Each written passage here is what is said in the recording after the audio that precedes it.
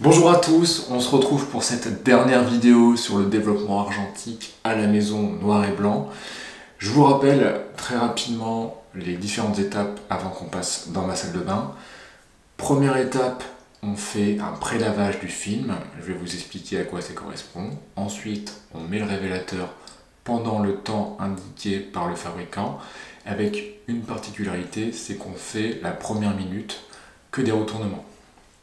Et pour les minutes qui suivent, c'est 15 secondes de retournement à chaque début de minute. Ensuite, après le révélateur, on fait un bain d'arrêt. Après le bain d'arrêt, on met le fixateur pendant 5 minutes. Et pour finir, on fait un lavage à l'eau claire, puis avec de l'eau déminéralisée. Donc on va aller voir tout ça. Alors là, je suis en train de faire un pré-mouillage pour enlever la couche anti-halo. Et vous voyez, la solution est un peu violette. Donc il faut faire ça 4-5 fois jusqu'à ce que la couleur s'épuise. Alors là, c'est un film Lomo fantôme. Et c'est rare qu'un film 35 mm dégorge comme ça au pré-lavage. Alors ça sera l'objet d'une prochaine vidéo, cette Lomo 8. Je vous avoue que ça va être une grande surprise parce que je l'ai shooté à 25 ISO au lieu de 8 ISO. Et je vais la développer avec de l'ID11, ce qui n'est pas forcément recommandé. Donc ça va être de l'expérimentation et ça tombe bien, vu qu'on utilise un produit Lomographie. Voilà, le pré-mouillage est terminé. On va pouvoir passer à la mise en place du révélateur. Donc après avoir fait le pré-lavage, c'est-à-dire mettre de l'eau dans la cuve et rincer 4-5 fois pour enlever la couche anti-halo, on va pouvoir verser le révélateur qui est à température parfaite, 20 degrés. Voilà. Donc, je vais mettre ensuite le couvercle, je le rince parce qu'il est un peu sale, tiens. Donc, je mets le couvercle. Et surtout, je lance le chronomètre sur mon téléphone. J'avais un minuteur, mais il est cassé. Il est tombé dans le révélateur pour la petite histoire. Donc on appuie bien pour fermer le couvercle et on commence les retournements pendant 1 minute. Donc je vais commencer comme ça. Attention à bien fermer tous les côtés pour pas que ça coule, parce que le révélateur s'attache. On change de côté.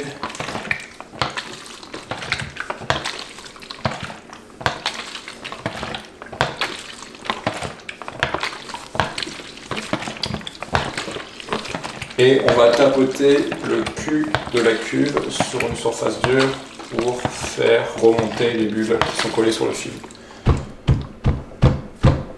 Voilà. Donc maintenant on attend 1 minute. Et on va recommencer à tapoter et à faire des retournements. Donc on va arriver à la 2e minute. Je prends ma cuve et pendant 10 à 15 secondes, je vais faire des retournements dans un sens.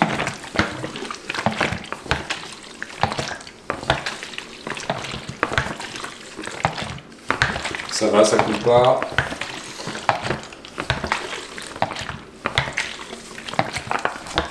On tapote et la prochaine fois, à 3 minutes, je ferai des retournements dans un autre sens pour que ça soit multidirectionnel les agitations.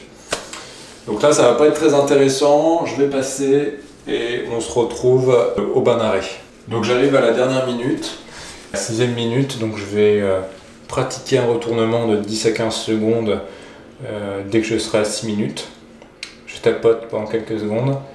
Et je vais ouvrir le couvercle pour préparer à reverser le révélateur dans son contenant. Donc 55, 56, 57, 58, 59, hop.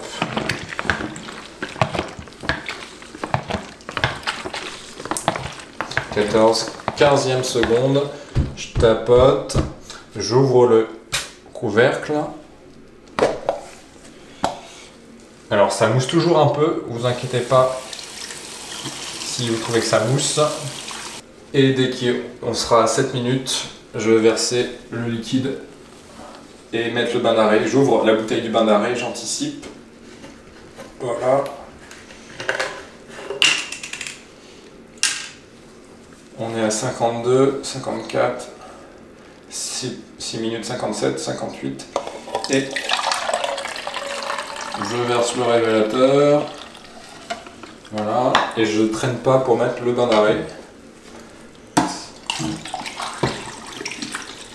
Ça sent bien le vinaigre. Donc maintenant on va laisser 5 minutes comme ça pour que la révélation, en tout cas le révélateur s'arrête, et après on passera au fixateur. D'ailleurs je vais le préparer maintenant. Alors je prends mon pichet, je sais pas si on peut appeler ça comme ça, mon verre doseur pour le fixateur. Donc je vais verser 100 ml pour faire 1 plus 4. Alors je me mets sur la bonne gradation. 100 ml. Hop. Et il faut que je verse 400 ml à 20 degrés.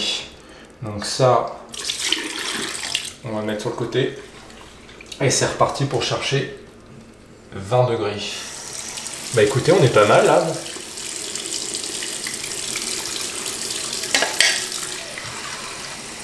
Ça sent fort, ça sent fort, ça sent fort. Donc on est pas mal, j'ai arrêté à 7 minutes, il reste encore 2 minutes de bain d'arrêt. Je vais vider tout le bain d'arrêt, je vais re-rincer à l'eau claire la cuve et on mettra le fixateur. Et ça, on va donc agiter, retourner pendant 1 minute avec le fixateur et on laissera reposer 3-4 minutes sans rien faire avec le fixateur dans la cuve. Donc je vais vider, comme je l'expliquais, l'eau avec le vinaigre blanc. Je vais rincer à l'eau claire. Voilà. Et il est temps de verser le fixateur, la dernière étape, l'avant-dernière étape. Donc c'est parti, je verse le fixateur.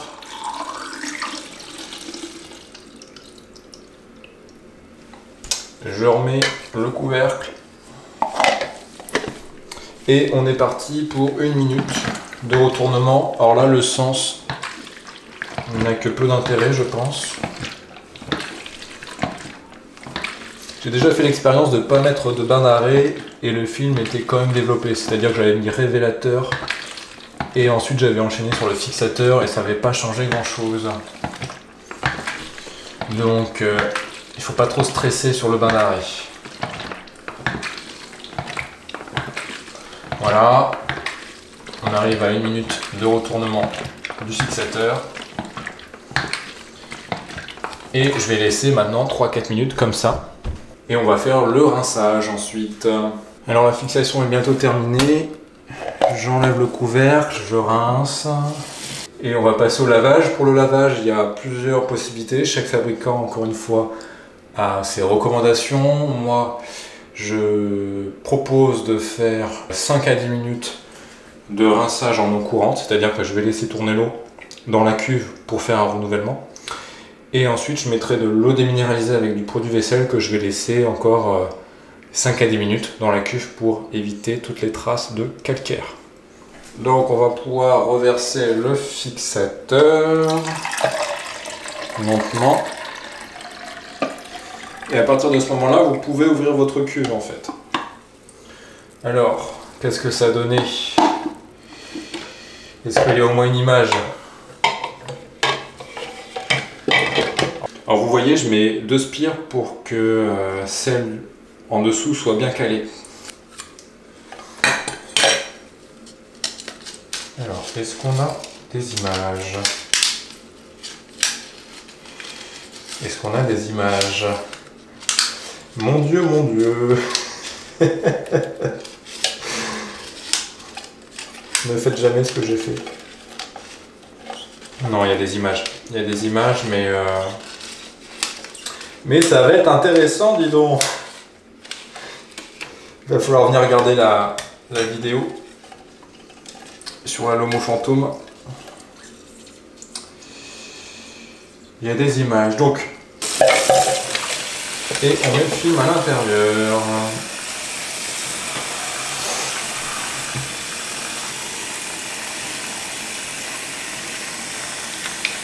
Et on va laisser rincer comme ça pendant 5 à 10 minutes. Donc c'est bon, on a fait 5 minutes d'attente. Il va falloir que j'essore le film. Il y a pas mal de mousse dessus. Ça va permettre d'enlever toute cette mousse. Donc moi j'essore avec les doigts, il existe des pinces aussi pour le faire. En fait vous avez une multitude de techniques pour développer un film. Donc après c'est à vous de décider laquelle vous voulez faire. Le film est essoré, je vais aller le mettre à sécher. Donc ça y est, le film est séché, je l'ai mis dans ma douche. C'est important de le mettre dans un endroit où il n'y a pas de poussière et dans une pièce propre. Il faut éviter par exemple de le mettre dans une pièce où il va y avoir un chauffage qui va mettre en suspension les poussières, ou même s'il y a du passage et que ça soulève des poussières. Il ne faut surtout pas que le film reste dans une pièce où il y a de la poussière qui vole. Donc là il faut attendre au moins 1 heure, 2 heures pour que ça sèche, et après, seulement après, on pourra couper le film et le numériser. Donc ça y est, le développement du film 35 mm est terminé. L'avantage, une fois qu'on a développé un film, c'est qu'on peut lancer un deuxième développement, vu que les chimies sont déjà prêtes. On a les bons dosages, il faut juste recontrôler les températures. Si elles ont augmenté, on remet un coup de glaçon pour refaire descendre un peu la température, mais doucement.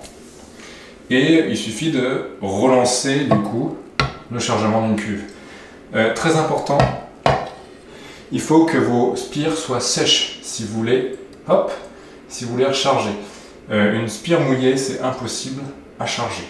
Donc moi, ce que je vais faire, c'est que je vais vider ma cuve et je vais aller charger mon film 120. Et je vous remontrerai que le début du développement, parce que sinon c'est pareil que pour le film 135. On enchaîne la suite de la vidéo avec le développement du film 120. C'est de la Trix 400 ISO. Donc j'ai ma bobine, ma spire 120, le manchon de chargement. Donc on va charger tout ça et puis on se retrouve encore une fois dans ma salle de bain, juste pour voir quelques étapes différentes par rapport au développement du 35 mm. Alors ce qui va être important là par rapport au 35 mm, c'est le pré-lavage. Je l'avais fait rapidement, on avait vu juste une légère couleur sortir de la cuve, mais avec un film 120, on a une couche anti-halo qui est beaucoup plus présente et qui va vraiment déteindre lors du lavage. Donc je vous montre. Hop. En fin de cuve, on a une eau un peu grise-bleue, pas très appétissante. Et donc il faut faire ça systématiquement à chaque début de développement. Et normalement, la couleur s'estompe petit à petit. Alors selon les marques, hein, la couleur varie. Ne vous inquiétez pas si un jour c'est d'une couleur différente. Donc là, on recommence.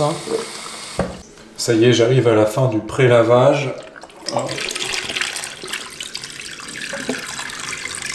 Ça va être bon. Donc j'en ai pour 10 minutes de révélateur avec l'ID11 pour une Trix 400. Je ne vais pas vous refaire toutes les étapes du développement. Je vous retrouve à la fin pour découvrir le négatif. Bon bah voilà, on arrive à la fin du deuxième développement. Et c'est le moment que je préfère. C'est le moment où je découvre l'image. Donc là, je peux vous dire tout de suite que ça a été bien développé, qu'il y a des images, que c'est plutôt bien exposé. Donc une affaire rondement menée. On est sur un beau film. Ce sont des photos de montagne que j'ai prises en vacances. Mais ça a complètement marché. Donc c'est super. Ce qui était important pour conclure cette vidéo, c'est qu'il ne faut surtout pas jeter le révélateur et le fixateur dans le lavabo. Il faut les mettre dans des bouteilles plastiques et les porter à la déchetterie. Après, eux, ils ont des techniques pour se débarrasser de ces produits. Faut pas que ces produits aillent dans le caniveau, ça serait dommage pour la nature. Et sinon, vous avez les labos qui ont des prestataires qui peuvent venir retirer les produits. Donc, on se retrouve pour faire le point tout de suite. Ça y est, c'est la fin de cette vidéo, mais aussi de cette série détaillée sur le développement argentique noir et blanc à la maison.